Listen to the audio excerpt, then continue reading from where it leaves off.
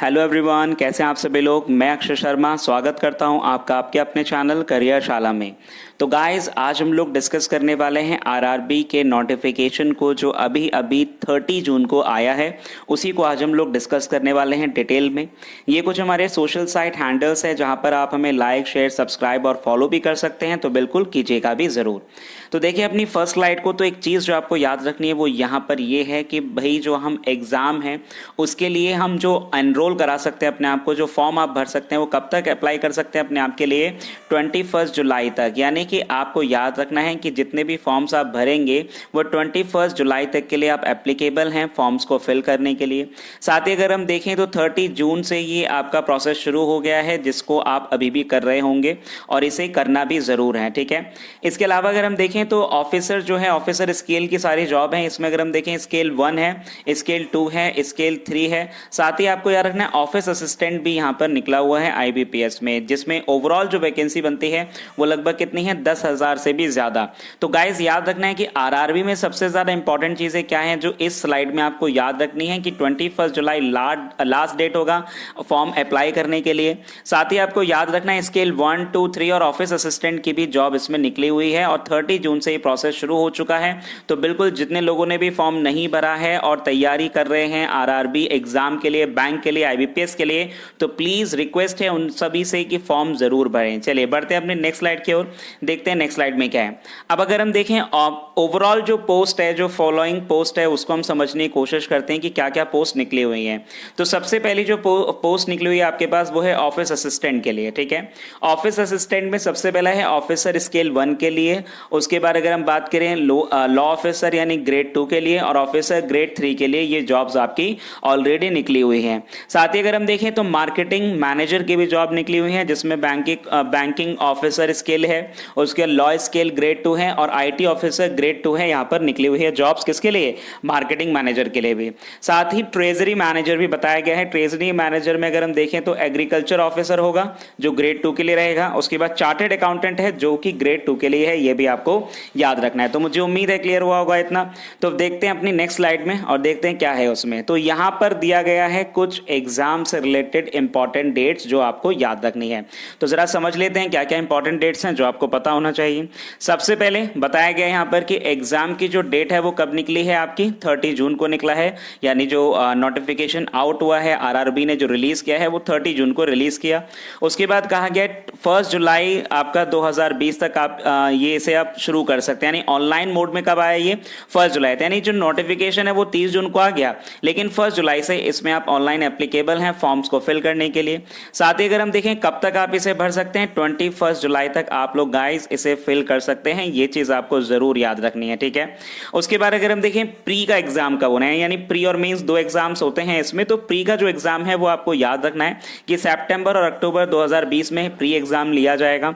उसके बाद online examination जो रहेगा मेंस के लिए, तो मेंस का जो एग्जाम रहेगा वो कब रहेगा, अक्टूबर एंड नवंबर में आपका ये रहने वाला है। यानी जो मेंस का एग्जाम है वो अक्टूबर नवंबर में रहेगा। उसी के साथ ही जो आपकी इंटरव्यू डेट्स है, जो इंटरव्यू है वो भी आपकी अक्टूबर नवंबर के आसपास ही हो जाएगी।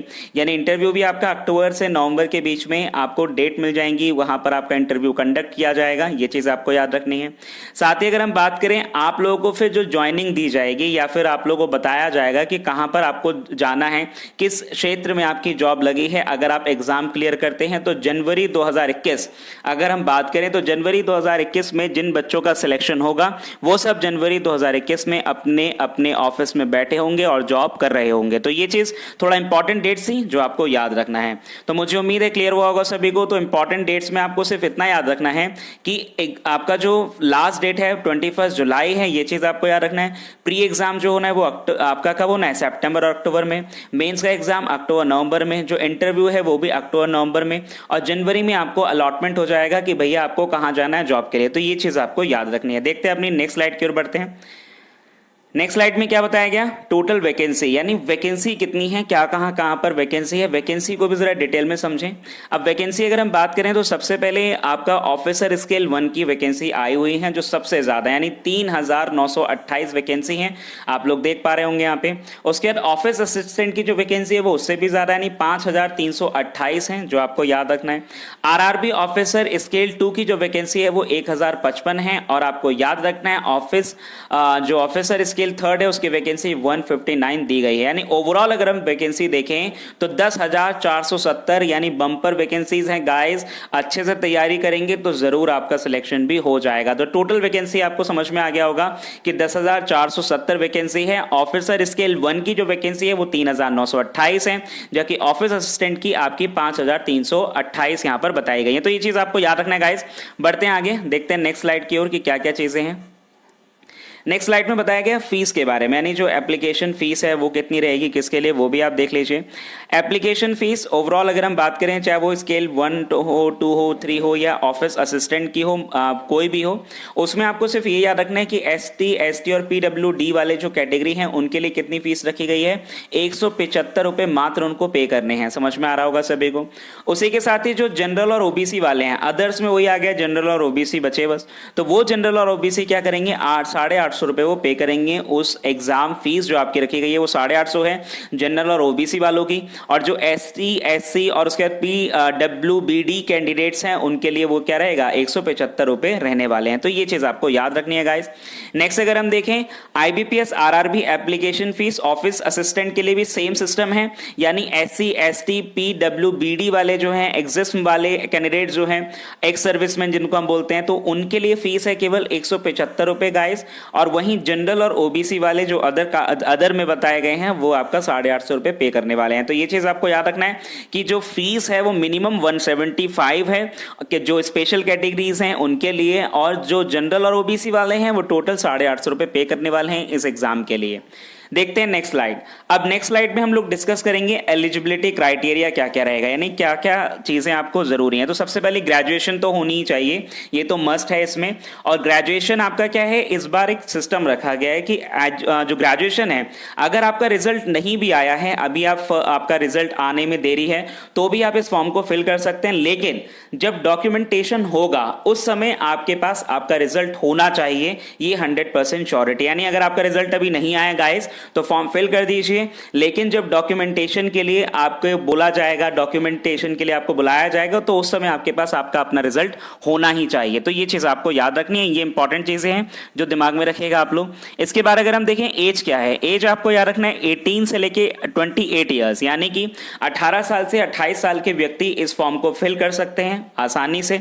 यानी ऑफिस असिस्टेंट जो रहेगा वो आपका 18 साल से 28 साल का जो व्यक्ति, यानी जो क्लरिकल पोस्ट है उसके लिए 18 से 28 साल का जो व्यक्ति है वो फॉर्म फिल कर सकता है। यानी मिनिमम कब से, डेट ऑफ बर्थ के अकॉर्डिंग अगर देखें तो 27/1992 आपकी डेट ऑफ बर्थ अगर है तो इसके बाद है तो आप भर सकते हैं, इतनी है तो भी आप भर सकते हैं। और उसके बाद लास्ट कब तक, 1/7/2002 यानी 1/7/202 इतने तक आप लोग इस फॉर्म को फिल कर सकते हैं। यानी डेट ऑफ बर्थ आपको गाइस याद रखना है, या तो मिनिमम ये और मैक्सिमम ये डेट ऑफ बर्थ यहां पर बताई गई है। इसी डेट ऑफ बर्थ के अकॉर्डिंग आपको ये फॉर्म फिल करना है।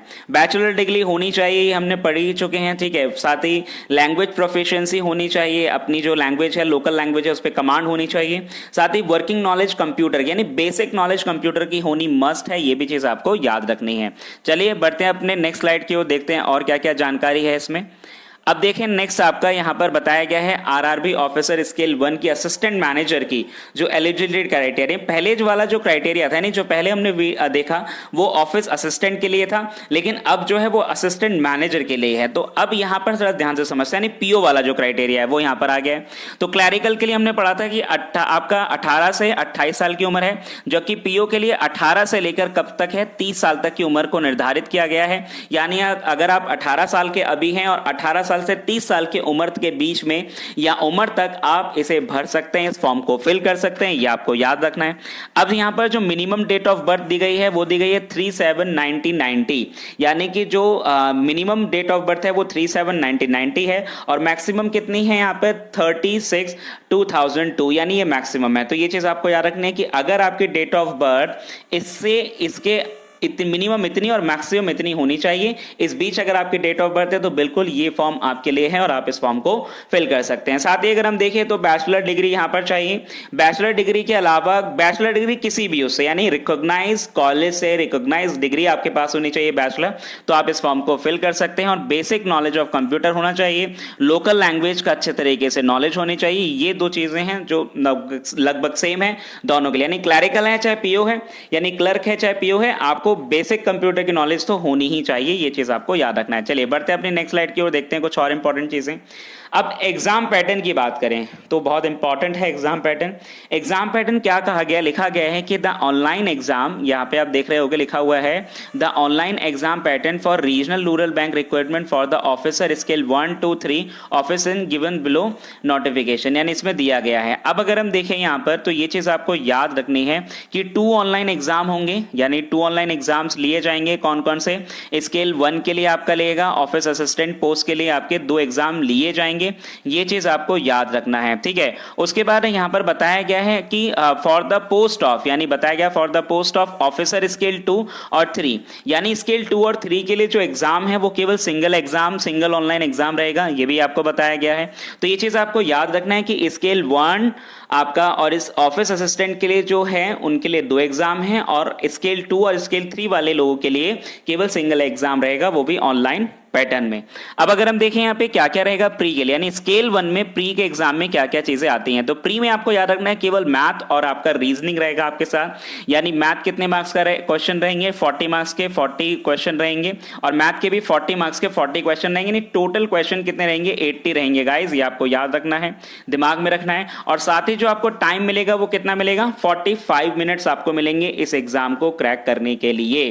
तो ये चीज आपको याद रखना है गाइज, दिमाग में रखना है इस बात को कि 40 मार्क्स का टोटल 80 मार्क्स का आपका एग्जाम होगा, जिसमें 40 मार्क्स आपके 40 मार्क्स और 40 क्वेश्चन रीजनिंग के, 40 क्वेश्चन 40 मार्क्स आपके मैथ्स के लिए रहेंगे, ये चीज आपको याद रखना है। चलिए बढ़ते हैं आगे। रीजनिंग और इंग्लिश में आपको मुझे उम्मीद है क्लियर हो गया होगा। बढ़ते हैं नेक्स्ट टर्म्स में, देखते हैं कि आगे क्या क्या चीजें हैं जो हमें याद रखनी है। अब देखें यहां पर जरा ध्यान से, अब इसमें बताया गया मेंस के लिए, यानी प्री में हम पढ़ चुके हैं कि भाई प्री में केवल 2 ही सब्जेक्ट आते हैं, एक तो मैथ होता है और दूसरा रीजनिंग होता है, लेकिन मेंस में क्या होता है कि सब्जेक्ट्स थोड़े बढ़ जाते हैं। जैसे कि आप देख पा रहे हैं यहां पर सब्जेक्ट क्या क्या बढ़े हुए हैं। सबसे पहले रीजनिंग एबिलिटी मेंस में भी था, प्री में भी था और मेंस में भी आएगा। प्री में तो इसके 40 क्वेश्चन 40 मार्क्स के थे, लेकिन मेंस में इसके 40 क्वेश्चन कितने मार्क्स के हो गए, 50 मार्क्स के हो गए, ये आपको दिख रहा होगा यहाँ पर। नेक्स्ट अगर हम देखें न्यूमेरिकल एबिलिटी, यानी कि आपका मैथ्स की बात की जा रही है, तो मैथ्स आपको याद रखना है कि 40 क्वेश्चन 50 मार्क्स के रहेंगे, ये दोबारा बात हुई। उसके बाद जनरल अवेयरनेस अगर हम देखें तो जनरल अवेयरनेस का जो है आपको याद रखना है, उसके 40 क्वेश्चन 40 मार्क्स के रहेंगे। उसके बाद इंग्लिश लैंग्वेज में 40 क्वेश्चन 40 मार्क्स के। उसके बाद हिंदी में आपके 40 क्वेश्चन 40 मार्क्स के। उसी में आपके अगर हम बात करें कंप्यूटर नॉलेज 40 क्वेश्चन आपके रहेंगे लेकिन 20 मार्क्स के, तो ये चीज आपको याद रखना है। अब इंपॉर्टेंट बात यह है कि यहाँ पे हिंदी और इंग्लिश दोनों दे रखा है, तो गाइस आप लोगों को याद रखना है कि इस एग्जाम में आप हिंदी और इंग्लिश किसी भी एक लैंग्वेज से आप अपने आप को एनरोल कर सकते हैं, यानी कि चाहे तो आप हिंदी से करें चाहे तो आप इंग्लिश से करें, दोनों ही मेंस की लैंग्वेज है, और मेंस में कोई भी एक लैंग्वेज आप चूज कर सकते हैं और उसी से आपका एग्जाम रहेगा। ओवरऑल जो क्वेश्चन बनेंगे वो 200 क्वेश्चन आपके रहेंगे, और 200 क्वेश्चंस को आपको सॉल्व करना है 120 मिनट्स में, यानी कि लगभग 2 घंटे का टाइमिंग आपको दिया गया है, और इन 2 घंटे में आपको 200 क्वेश्चंस सॉल्व करने हैं मेंस के एग्जाम में। चलिए बढ़ते हैं अपने नेक्स्ट स्लाइड की ओर, देखते हैं कुछ और इंपॉर्टेंट फैक्ट्स। अब अभी हमने पढ़ा स्केल 1 के लिए, यानी जो क्लैरिकल डिपार्टमेंट था, क्लर्क के लिए था, क्या क्या एग्जाम पैटर्न रहेगा वो हमने पढ़ा। अब जरा पढ़ लेते हैं पीओ के लिए भी, तो पीओ के लिए भी अगर हम देखें तो सेम पैटर्न है, सेम रहेगा यहाँ पर। रीजनिंग अगर हम बात करें और आपका न्यूमेरिकल एबिलिटी यानी मैथ्स की अगर हम बात करें तो 40 क्वेश्चन 40 मार्क्स और 40 क्वेश्चन 40 मार्क्स और 45 मिनट्स, यानी सेम। बस यहाँ पर डिफरेंस क्या होता है, डिफिकल्टी लेवल का डिफरेंस होता है, यानी जो क्लर्क का जो डिफिकल्टी लेवल है वो थोड़ा कम रहता है और पीओ का जो डिफिकल्टी लेवल है वो थोड़ा ज्यादा रहता है, बस इतना आपको याद रखना है, बाकी डिफरेंस कुछ नहीं है। सिलेबस भी लगभग सेम है और आपका एग्जाम पैटर्न भी लगभग सेम है। तो देखते हैं जरा मेंस की ओर बढ़ते हैं। अब पीओ की अगर मेंस की एग्जाम की बात करें तो मेंस में भी आपको याद रखना है, सेम फंडा है यहाँ पर, 40 क्वेश्चंस रीजनिंग के लिए और 50 मार्क्स के आपके रहने वाले हैं। उसके बाद न्यूमेरिकल एबिलिटी यानी मैथ्स की अगर हम बात करें तो 40 क्वेश्चन 50 मार्क्स के रहेंगे, ये आपको याद रखने वाले हैं। उसके बाद जनरल अवेयरनेस की बात करें तो जनरल अवेयरनेस में आपको याद रखना है कि यहां पर कितने रहने वाले हैं, 40 क्वेश्चन 40 मार्क्स के। तो उसके बाद इंग्लिश के 40 क्वेश्चन 40 मार्क्स, हिंदी के 40 क्वेश्चन 40 मार्क्स और 40 क्वेश्चन 20 मार्क्स, यानी सेम है। पीओ और क्लर्क का प्री और मेंस का पैटर्न बिल्कुल सेम है, बस डिफरेंस रहेगा तो डिफिकल्टी लेवल में। टाइमिंग भी वही है आपका, 120 मिनट्स आपको दिए जाएंगे इस एग्जाम को सॉल्व करने के लिए, यानी कि एग्जाम पैटर्न बिल्कुल सेम है गाइस, बस डिफिकल्टी लेवल रहता है, ये आपको याद रखना है। चलिए बढ़ते हैं अपनी नेक्स्ट स्लाइड की ओर। तो नेक्स्ट स्लाइड में अगर हम देखें सबसे पहले हम सिलेबस पढ़ेंगे आज, यानी अब सारी चीजें हम पढ़ चुके हैं, इंपॉर्टेंट हमने फीस जान ली है, हमने बाकी सारी चीजें भी डिस्कस कर ली हैं, तो अब जरा सिलेबस भी डिस्कस कर लें। आरआरबी के लिए इंग्लिश का सिलेबस क्या क्या है जो आपको हर हाल में पता होना चाहिए अगर आप इंग्लिश से जाने वाले हैं तो देखें, अगर हम सिलेबस में रीडिंग कॉम्प्रीहेंशन इसमें बहुत इंपॉर्टेंट है, क्लोज टेस्ट हो गया, फिलर्स हो गए, सेंटेंस एरर्स हो गए, वोकैबुलरी बेस्ड क्वेश्चंस हो गए, ये तो आते ही आते हैं। उसके सेंटेंस इंप्रूवमेंट, जिसे हम लोग कई बार रीअरेंजमेंट भी बोल देते हैं, ये आपको याद रखना है। जंबल्ड पैराग्राफ यानी कि पूरा पूरा जंबल्ड पैराग्राफ रहेगा, रीअरेंजमेंट भी बोल सकते हैं इसे। उसके बाद अगर हम देखें पैराग्राफ बेस्ड क्वेश्चंस भी आपके यहां पर आते हैं, यानी रीडिंग कॉम्प्रीहेंशन जैसा ही रहेगा।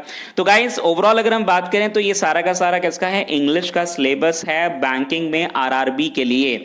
तो अगर जिन लोगों ने तैयारी नहीं की है या तैयारी शुरू करने वाले हैं तो अपने आप को इसी सिलेबस के अकॉर्डिंग तैयार करें, ताकि आपका सिलेक्शन और भी ज्यादा मजबूत हो जाए और भी ज्यादा पक्का हो जाए, अगर आप इस सिलेबस के अकॉर्डिंग अपने आप को तैयारी करा रहे हैं आरआरबी के लिए। चलिए बढ़ते हैं आगे, देखते हैं कुछ और। अब यहां पर रीजनिंग एबिलिटी, अब रीजनिंग एबिलिटी में अगर हम देखें आरआरबी में, तो चाहे वो चाहे वो क्लरिकल डिपार्टमेंट हो चाहे पीओ, एग्जाम सिलेबस सेम है गाइस, सिलेबस में डिफरेंस बिल्कुल भी नहीं है, ये मैं आपको बता रहा हूं। सिर्फ डिफरेंस होता है किसका, आपका डिफिकल्टी लेवल का, यानी सिलेबस सेम रहेगा, बस डिफिकल्टी लेवल रहता है। तो यहाँ पे रीजनिंग में अगर हम देखें तो पजल्स आएगा, सिटिंग अरेंजमेंट आता है, डायरेक्शन सेंस आता है, ब्लड रिलेशंस, लॉग आपका लॉगरिथम आ जाएगा। इसके अलावा अगर हम देखें ऑर्डर रैंकिंग आएगा, कोडिंग डिकोडिंग आएगा, मशीन इनपुट आउटपुट आएगा, इनइक्वालिटीज आता है, अल्फा न्यूमेरिक सिंबल सीरीज आता है, डाटा एफिशिएंसी हो गया, लॉजिकल रीजनिंग के सारे आपके आते हैं, ये चीज आपको याद रखनी है।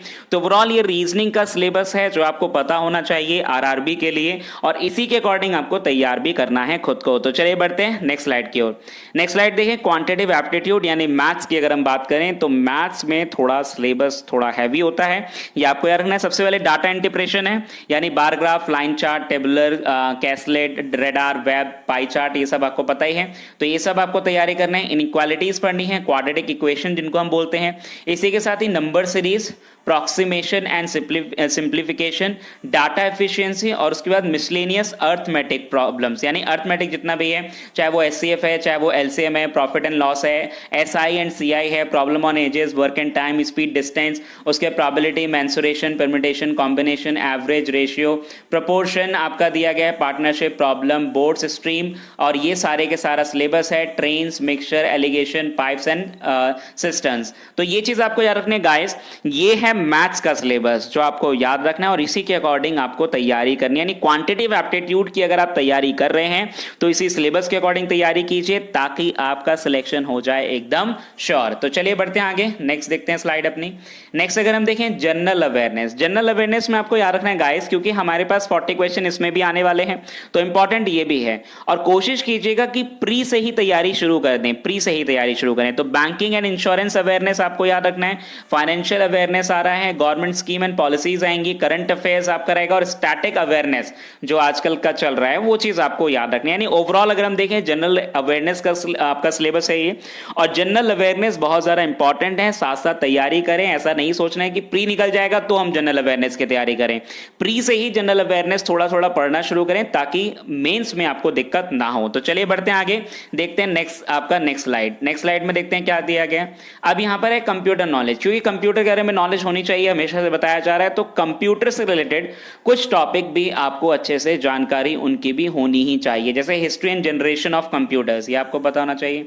Introduction to computer organisation, computer memory, computer hardware and IO device, computer software, computer language, operating system, computer network, internet, MS office and shortcut keys, basics of DBMS, उसके बाद अगर हम देखें नंबर सिस्टम एंड कन्वर्जन्स, और उसके बाद computer network security, ये सारी चीजें आपको पता होना चाहिए। यानी कंप्यूटर नॉलेज इस टॉपिक पे आपकी होनी जरूरी है, क्योंकि क्वेश्चंस इसमें पूछे जाते हैं, तो आपको जरूरी है कि इस बारे में भी जानकारी अच्छी खासी हो। तो चलिए बढ़ते हैं आगे, नेक्स्ट देखते हैं।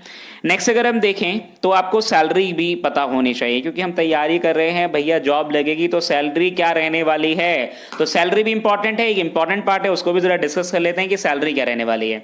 तो जैसे अगर हम देखें यहाँ पर ऑफिस असिस्टेंट की जो सैलरी रहेगी, यानी ऑफिस असिस्टेंट मतलब क्या हो गया कि लगभग जो क्लैरिकल आप या क्लर्क के लिए आप लगते हैं तो आपकी जो स्टार्टिंग सैलरी रहेगी 15 से 19 हज़ार के आसपास ये सैलरी रहने वाली है ट्रेनिंग पीरियड में, ठीक है। उसके बाद डिपेंड करेगा कि भाई कहां पर आप जा रहे हैं, किस स्टेट में आप जा रहे हैं, उसके अकॉर्डिंग आपकी सैलरी वेरी करती है, ये चीज आपको याद रखना है। नेक्स्ट अगर हम देखें स्केल 1 के लिए जो सैलरी रहेगी, तो वो सैलरी कितनी रहेगी 33,000 से लेके 37,000, ठीक है। तो 33,000 से लेके 37,000 की सैलरी आपकी रहने वाली है इसमें, और ये भी वेरी कर सकती है बैंक टू बैंक, यानी जैसी लोकेशन होगी उसके अकॉर्डिंग ये सैलरी आपकी क्या करती है, वेरी करती है, ये चीज आपको याद रखनी है, ठीक है। और आपको याद रखना है स्केल 1 में आपके अदर अलाउंसेस भी जुड़ जाते हैं, दोनों में ही अदर अलाउंसेस जुड़ते हैं, ये सारे के सारे चीजें आपको याद रखना है। डिपेंड रहेगा परफॉर्मेंस के अकॉर्डिंग, कैंडिडेट की परफॉर्मेंस क्या है और बाकी आप किस स्टेट में हैं, इस पर आपकी सैलरी ज्यादातर वेरी करने वाली है। तो चलिए बढ़ते हैं आगे। ये मुझे उम्मीद है कि क्लियर हुआ होगा सैलरी का भी, कि क्लर्क की सैलरी जो है वो 15,000 से 19,000 ट्रेनिंग पीरियड में रहेगा, और बाकी डिपेंड करेगा कि आप किस स्टेट में और किस सिटी में जा रहे हैं जॉब करने के लिए, उसके अकॉर्डिंग आपकी सैलरी दी जाएगी आपको। उसके बाद ऑफिसर स्केल 1 यानी पीओ की अगर हम बात करें तो मिनिमम सैलरी 33,000 से 37,000 रखी गई है, और बाकी वेरी करेगी सिटी के अकॉर्डिंग, तो ये भी चीज आपको याद रखनी है। चलिए बढ़ते हैं आपके आगे। अब एडमिट कार्ड की बात करते हैं कि सर एडमिट कार्ड कब आएंगे। तो ये चीज आपको याद रखना है कि एडमिट कार्ड के जो क्वेश्चंस हैं, जो जनरली आप लोग मुझसे पूछ भी रहे थे, तो एडमिट कार्ड जो है आपका वो अगस्त 2020 में आपको दिया जाएगा प्री एग्जाम्स के लिए, यानी कि जो प्री का एग्जाम्स है उसमें आपको जो आपका जो रिलीज है, जो डेट आपके जो एडमिट कार्ड रिलीज होने वाला है या कॉल लेटर जो रिलीज होने वाला है वो अगस्त 2020 में रिलीज हो जाएगा, ठीक है। ये चीज आपको याद रखना है। और मेंस का जो एडमिट कार्ड है वो कब रिलीज होगा, अक्टूबर और नवंबर में, यानी कि मेंस के लिए जो है वो अक्टूबर नवंबर में आएगा, और जो प्री के लिए वो अगस्त में आपके पास एडमिट कार्ड आ जाएगा। तो तैयारी गाइस शुरू कर दो, ज्यादा टाइम नहीं है, जुलाई चल रहा है, जुलाई आ गया है, तो आगे की तैयारी भी जल्द से जल्द शुरू करें। तो बढ़ते हैं आगे नेक्स्ट स्लाइड की ओर, कि नेक्स्ट स्लाइड में क्या दिया गया।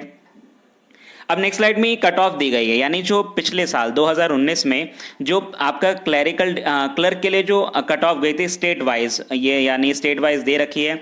जैसे आंध्र प्रदेश में 71.50 गई, असम में आपकी 64.75 गई, इस तरीके से ओवरऑल बिहार, आपका छत्तीसगढ़, गुजरात, हरियाणा, ये सब दे रखा है यहाँ पर, ठीक है। तो आप देख सकते हैं सबसे ज्यादा कट ऑफ जहां पर गई है वो कहां पर गई है आपकी, सबसे ज्यादा जो कट ऑफ गई है वो गई है 75, यानी केरला के अंदर, और उससे भी ज्यादा गई है उत्तराखंड में। तो उत्तराखंड में सबसे ज्यादा गई है 76.75, और जो सबसे कम वाला है, यानी जो सबसे कम गया है वो है झारखंड, यानी 8.50।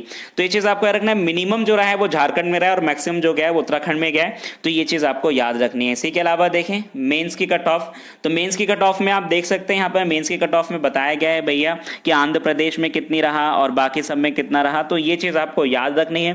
तो मैक्सिमम अगर हम यहां पर देखें कि मैक्सिमम कितनी कहां पर गई है, तो मैक्सिमम आपकी गई है यहां पर 130, यानी कि 132 गई है, ठीक है। 132 मैक्सिमम गई है, छत्तीसगढ़ में ही आपकी गई थी ये, ठीक है। और मिनिमम अगर हम बात करें तो मिनिमम मेरे हिसाब से दोबारा यहां पर झारखंड ही होने वाला है, हाँ बिल्कुल, तो मिनिमम झारखंड ही है, वहां पर लगभग क्लियर ही नहीं हुआ था। तो ये चीज आपको याद रखना है कि पीओ का जो है ये आपका ओवरऑल ग्राफ है जो आपको दिमाग में रखना है, याद रखना है, भूलना बिल्कुल भी नहीं है। तो चलिए बढ़ते हैं आगे। ये आपका हो गया पीओ के लिए, यानी पहले तो हमने क्लर्क के लिए पढ़ा प्री और मेंस में कट ऑफ, अब हम पढ़ने वाले हैं पीओ के लिए जो कट ऑफ गई है पिछले साल। तो पिछले साल जो कट ऑफ गई है वो आपके सामने है, इसको एक बार अच्छे से पढ़ लीजिएगा, देख लीजिएगा। कोई डाउट और क्वेरी होती है तो कमेंट बॉक्स में जाकर कमेंट सेक्शन में बताइएगा जरूर, ठीक है। तो बढ़ते हैं आगे, एक और स्लाइड देख लेते हैं इसी में। इसी के साथ ही पीओ की जो मेंस की जो कट ऑफ है वो पिछले साल कितनी गई उसकी सारी डिटेल इसमें बताई गई है, इसे भी एक बार पढ़ लीजिएगा। और अगर कोई डाउट और क्वेरी है तो प्लीज कमेंट बॉक्स में जाकर जरूर बताइएगा कि सर यहां पर हमें ये चीज समझ में नहीं आई है, ठीक है। तो कैसा लगा ये वीडियो सेशन, ओवरऑल हमने आज डिस्कस ये किया है कि जो नोटिफिकेशन है उसमें क्या क्या चीजें हैं जो आपको याद रखनी है, साथ ही एग्जाम सेंटर पर जो है एग्जाम सेंटर पर जाते समय आपको याद रखना है कि एडमिट कार्ड की फोटोकॉपी, आपकी आईडी प्रूफ की फोटोकॉपी प्लस ओरिजिनल आपके हाथ में होना चाहिए और आपकी 2 फोटो आपके पास होनी चाहिए। तो ये चीज आपको याद रखनी है जब एग्जाम सेंटर में आप जाएंगे। बाकी पेन और वगैरह तो आपको पता ही है, तो ये चीज आपको याद रखनी है।